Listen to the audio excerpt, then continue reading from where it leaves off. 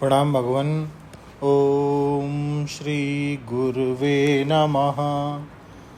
ओम गुरुर्ब्रह्मा गुरुर्विष्णु गुरुर्देवो महेश्वरः गुरुः साक्षात् परं ब्रह्म तस्मै श्री गुरुवे नमः।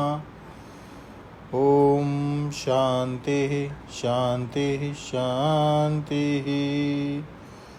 ओम ब्रह्म ज्ञान और उसकी साधना द्वारा स्वामी खंडानंद सरस्वती जी महाराज द्वारा भगवान स्वामी जी ने बताया कि अद्वैत बोध के लिए संपूर्ण जगत के उदय अस्त का स्थान जानना जरूरी है, उसका अपने से अभेद जानना जरूरी है, इस प्रपंच का बाधित होना जरूरी है, नहीं तो सत्ता की अद्वैता का बोध नहीं होगा।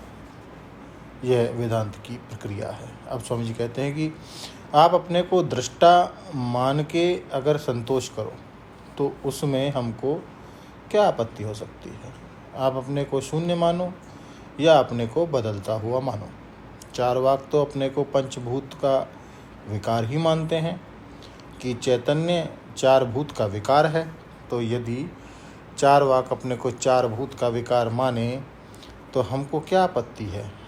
यदि बौद्ध अपने को शून्य माने तो हमको क्या आपत्ति है। और यदि कोई अपने को जीव पुद्गल ही माने तो उसमें भी हमको क्या आपत्ति है। परंतु यदि वेदांत की प्रक्रिया से तत्व का निश्चय करना अभिष्ट हो तो उसमें जगत का कारण जुदा नहीं होना चाहिए। और यदि अपने आप जगत के कारण का चिंतन करने लगोगे तो तुम बारंबार साक्षी हो जाओगे। कारणत्व तो अपने में निश्चित नहीं होगा, इसलिए पहले अन्य रूप से ईश्वर का निश्चय करके उसमें जगत कारणत्व का समन्वय करके उसमें फिर तत्वमसि आदि महावाक्य के लक्षणा के द्वारा एकता करने की प्रक्रिया आवश्यक होती है। ठीक है, यह भी एक प्रक्रिया है, लेकिन जिसको एक विज्ञान से सर्व विज्ञान प्राप्त करना है, जिसको प्रत्यक्ष चैतन्य अभिन्न अद्वैत ब्रह्म तत्व का साक्षात्कार करना है, उस जिज्ञासु के लिए यह प्रक्रिया है। और इसका जिज्ञासु नहीं है वह तो स्वतंत्र है, उसको हम वेदांत की प्रक्रिया काहे को समझाने जाएंगे। तो मयि च अनन्य योगेन भक्ति अभिविचारिणी, ज्ञान का साधन हो गया ईश्वर का चिंतन। आपको सुनाया कि अर्जुन को द्विभुज मानव शरीर श्री कृष्ण की जानकारी है और चतुर्भुज कृष्ण की भी जानकारी है। तेन एव रूपेण चतुर्भुजेन, और विश्व रूप का भी भगवान ने दिव्य दृष्टि से दर्शन करा दिया, उसको विराट की भी जानकारी है। तो उद्देश्य तो अर्जुन के सामने बिल्कुल स्पष्ट है, पर विधेय क्या है, माने परमात्मा अपने इस रूप की भक्ति कराना चाहता है, यह बात समझना है। तो बोले अहम सर्वस्य प्रभवा मत्तः सर्वं प्रवर्तते इति मत्वा भजन्ते माम बुधा भाव समन्विता।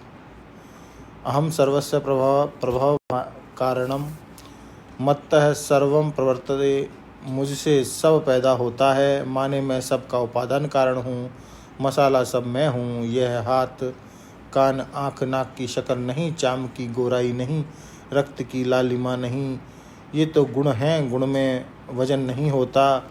वह तो नाम रूप की व्याकृति से उपादान माने मूल बसान। वे तो नाम रूप की व्याकृति से पूर्व की जो स्थिति है उस उपादान को देखो। प्रभवा माने उपादान कारण, उपादान माने मूल मसाला।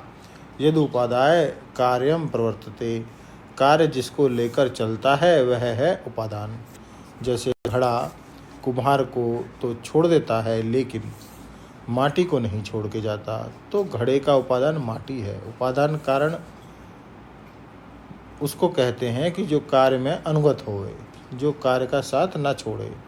तो मई का एक लक्षण तो हुआ सबका उपादान कारण।